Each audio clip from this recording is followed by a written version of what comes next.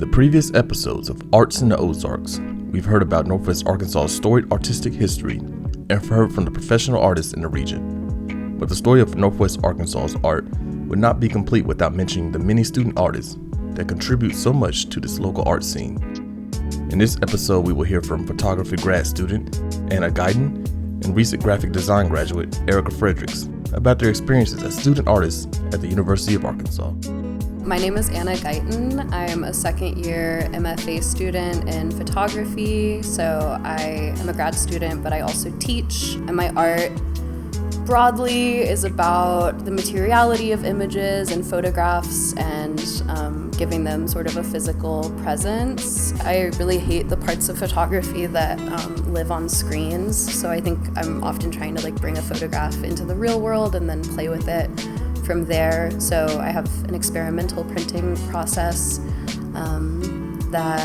where I print on the back of photo paper and the ink just sort of sits and is very wet and manipulatable. So I'll spray on it or use chemicals to manipulate the ink.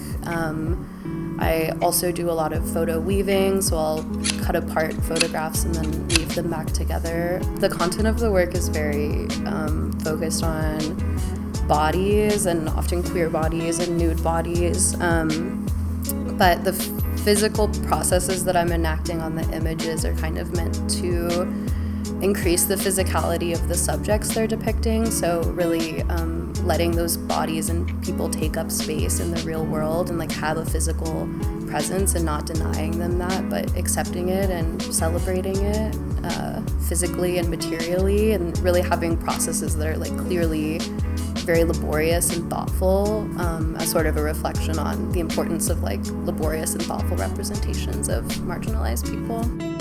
Last fall, this time last year, I was sort of the center of some controversy around the School of Art because my work featured depictions of naked bodies, which the chancellor and the provost were not very pleased by.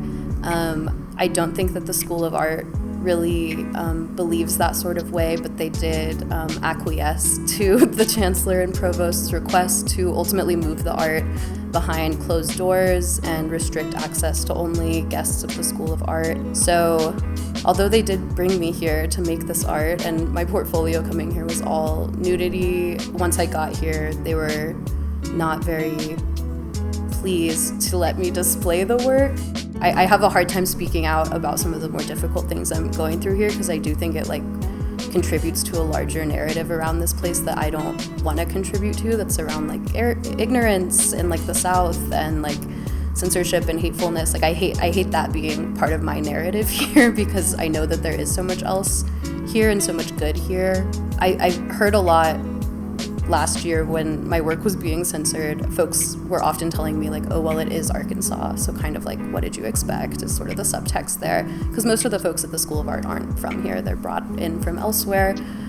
So I felt I was in this really unique position where I was well, yes, it's Arkansas and it's also my home. There's a sense of camaraderie and community that's present in these kind of places where conflict feels really present or front of mind. I think it really forces folks to come together in a really specific way. When I've been in really progressive spaces, I've felt a real loss of that community and that human connection, because there's not this enemy that everyone's kind of collectivizing against. So it's fitting because it is kind of about the negative stuff in a way, but it does bring about a really positive thing, which is folks really connecting in a deep way and really investing in each other's art and lives and really making a point to uplift each other here, because it feels so much more urgent than it does in more progressive spaces. And I feel that it's worth sticking around and making work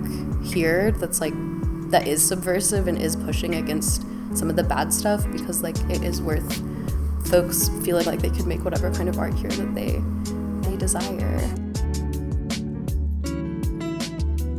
I'm Erica Fredericks. I am a recent graduate of the University of Arkansas.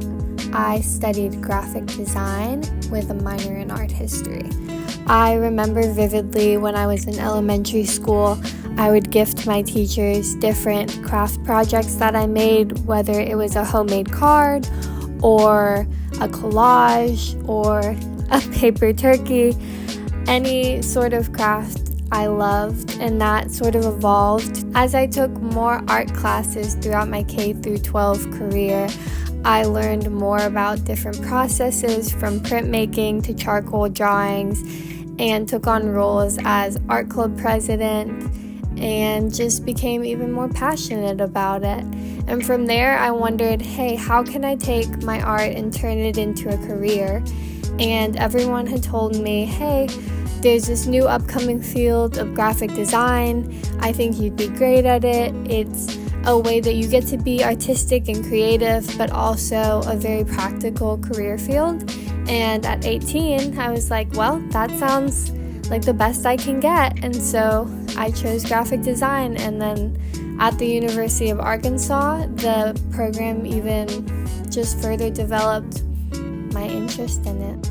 Entering both the workforce, but also the career path as an independent creative, I definitely think there could be more financial support in regards to Arkansas-based artists. I think there is this threshold that artists have to cross, and it's all about knowing the right people or having the right inside connections to get into the fine arts world, quote unquote. But one thing that the Fayetteville and Northwest Arkansas community does is where there's that lack of corporate support, there is abundant amount of community support for the arts, and we see that in little craft markets and the farmers market and independent shows and smaller galleries. Mount Sequoia has done great at supporting the arts community there. I think living in Arkansas has, and this is going to sound quite cheesy, but it's put me under unnecessary pressure creatively. I never grew up in a major hub. I wasn't really exposed to many art museums growing up. The only museum we had in the entire state was Crystal Bridges, and I remember taking 3-hour-long trips in elementary school just to be able to see the art there. But besides that, in my hometown in Central Arkansas, there wasn't much of an artistic culture.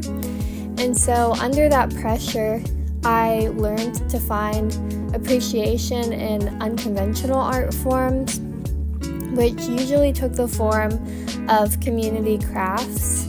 So whether that was old women who were quilting around me or my grandmother sewing on her sewing machine, I found that art didn't always have to be this big abstract painting with this deep meaning, but could be found in the practical elements of day-to-day life.